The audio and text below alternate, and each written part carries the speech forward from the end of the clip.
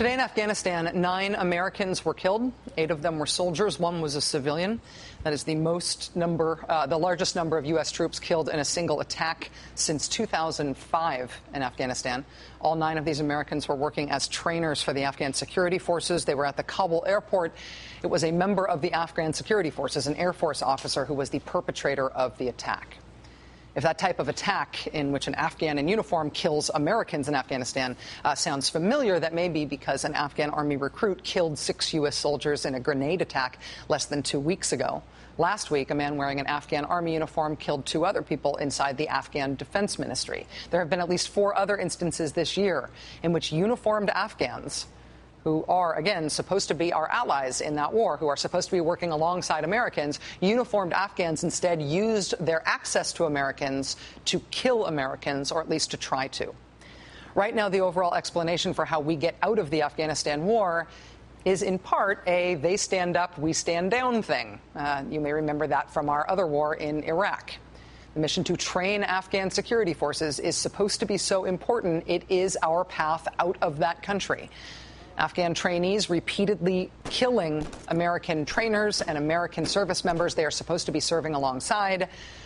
That casts a considerable cloud over the prospects for this as a path out of Afghanistan for the U.S. military. If thinking about this stuff, you have concluded that maybe we need some fresh thinking about our military challenges, about our war in Afghanistan, today's big national security news will probably not enthuse you. Once again, we have learned that somebody from the CIA will be running the military from now on, and somebody from the military will now be running the CIA. As President Obama will announce from the Rose Garden tomorrow, Defense Secretary Bob Gates is retiring, as he has been saying for a while now that he would. General David Petraeus will be retiring from his more than 3-decade-long military career. He will be coming home from Afghanistan to run the CIA. The current CIA director will leave his job, Leon Panetta, in order to take Bob Gates' old job leading the Defense Department. Also, the previous ambassador to Iraq, Ryan Crocker, will become the new ambassador to Afghanistan. If that all sounds like musical chairs, it's because that's musical chairs. Back in 1947, an anonymous Foreign Service officer published an article in the magazine Foreign Affairs, published it under the name Mr. X. He did not want to use his real name because he did not want to jeopardize his gig in the diplomatic corps, but he wanted to make an argument for what he called firm and vigilant containment of Russian expansive tendencies, or as the fundamental national security strategy of the Cold War would come to be known, containment. The Woodrow Wilson International Center for Scholars at Washington, D.C. Just published what they are essentially billing as the follow-up to Mr. X 64 years later. The author of this piece is in reality 2 guys, 2 officers, a Marine officer and a Navy officer. But in the paper, they are bylined as Mr. Y. Their case for what ought to be the new big idea animating all of American national security thinking now is that we need international strength and influence that doesn't rely completely on a giant and, frankly, overused, expensive military.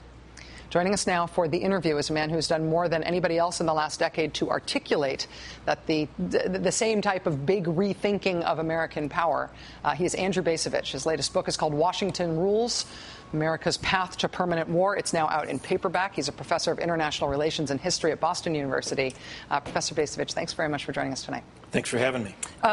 How important is the Mr. Y idea and a publication of this time and this type at this time? That was a nice setup. And it was a nice setup because I think you really were putting your finger on the big problem, that the sort of rearranging of the deck chairs, exchange of people who we don't think of people who have ideas, Panetta, Petraeus, I think is indicative of the absence of strategic thinking in the Capitol for the last 10 years, which brings us to Mr. Y. I think the Mr. Y essay is of interest less because of the content, more because of who wrote it. This Navy captain, Marine Corps colonel, and what they're essentially saying is our approach to national security policy has been excessively militarized. We should focus on engagement rather than effort to control or dominate the world. And I think of particular significance, they say we really need to pay more attention to what happens inside the country. They use this phrase, sustainable prosperity. In other words, prosperity is not simply what the profits your company made over the last quarter. Prosperity needs to be something that looks to the long term, and sustainable prosperity means that the country should be diverting some of its resources from the Department of Defense to building infrastructure, developing an educated citizenry. Now, I think what's important here is that it's coming from two serving military officers. Many people, I think, might believe that proponents of change in the realm of national security might think that the officer corps is likely to be a place that's resistant to change. And these guys, I think, help us understand that the officer corps may well be a constituency supportive of change. And what I'd tell you is it ain't just these two guys. One of the things that's really impressed me since my last book came out is the tremendous number of emails that I've been getting from serving officers, not of my acquaintance, who are basically saying, you're right, things are screwed up, we need to take a different approach. I'm not getting emails from 3- and 4-star generals. Actually, it's better. I'm getting emails from the captains and the majors and lieutenant colonels, meaning the coming generation of military leadership. And that really gives me hope that if we could have a serious debate about national security in this country, we may actually find that members of the officer corps are supportive of change that will be in the interest of the country as a whole. Do you think it's likely that we could have that debate? Do you see a political, I mean, you're a keen political observer as well as a keen military observer. Do you see us as moving toward having a real discussion about that? Well, the officer corps is not going to trigger that debate. I mean, the debate has to come from our civilian leadership. And there I